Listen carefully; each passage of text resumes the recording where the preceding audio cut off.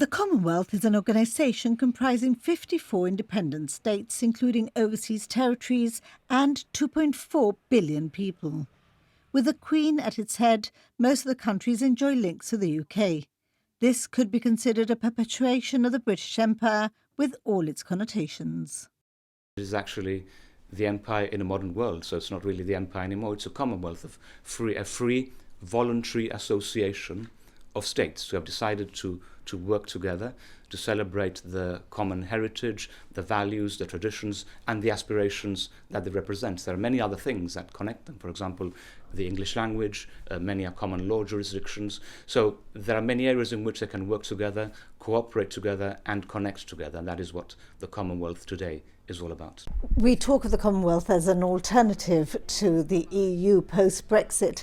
Ironic, though, that this year that we're giving it the most importance, we're not actually celebrating the day with a bank holiday, or at least not on the day. Well, the question of the bank holiday simply reflects the alignment of Gibraltar with the United Kingdom and with most of the Commonwealth on that particular point. That is to say, it is not a bank holiday anywhere else except Gibraltar and the Turks and Caicos Islands, were the only two, according to my understanding, where it's still a bank holiday. So we're really aligned with the UK. We still celebrate and mark the occasion, as indeed they do in the United Kingdom.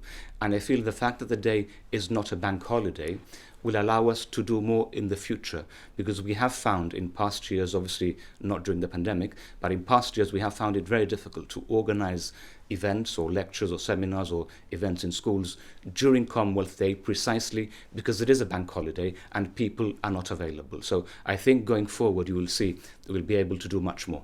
The Deputy Chief Minister says that not only is Gibraltar part of the Commonwealth, but that the Commonwealth is very much a part of who we are, both sharing values and traditions.